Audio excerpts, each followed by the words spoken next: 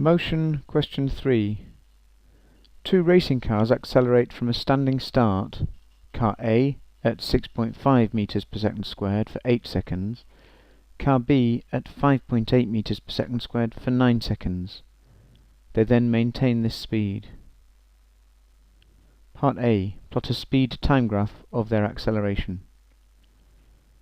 Well, acceleration is change in velocity over change in time. So change in velocity for car A will be A delta t, which is an acceleration of 6.5 meters per second squared for 8 seconds, meaning it reaches a velocity of 52 meters per second. Car B, using the same formula, has an acceleration of 5.8 meters per second squared for 9 seconds. It reaches the slightly higher velocity of 52.2 meters per second. So now we can draw our axes, and car A had a speed of 52 meters per second after 8 seconds, so we can plot this point. It was a standing start, so we go from the origin to here with a straight line. Car B, after 9 seconds, had a speed of 52.2 meters per second, so we can plot this point and the line. So that is the speed time graph complete. I've copied it again here for us to refer to, and part B asks at what time will car B overtake car A.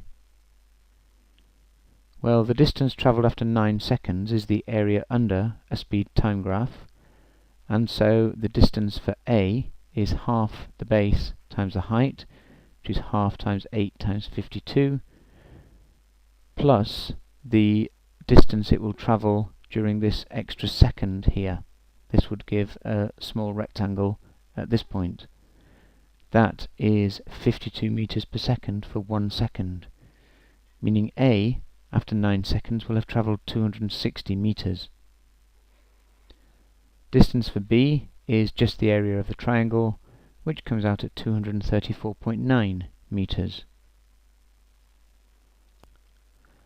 So car B will overtake after 9 seconds, plus when from this point it has travelled 260 minus 234.9, a distance of 25.1 meters further than A. So the speed of A multiplied by the time plus 25.1 must equal the speed of B multiplied by the time.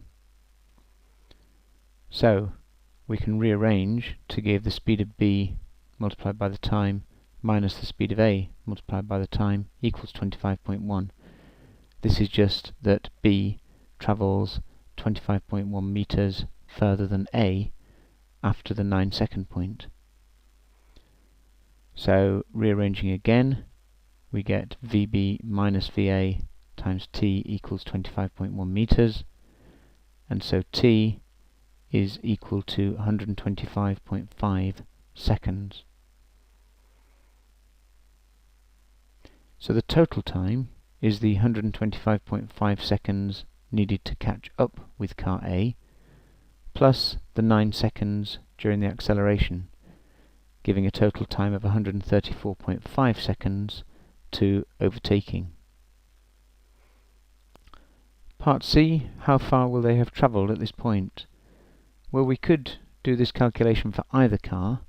I'm going to use car B, and its distance is the 234.9 meters we found previously during accelerating, plus its final speed of 52.2 meters multiplied by the 125.5 seconds it takes to overtake, giving a total distance of 6786 meters.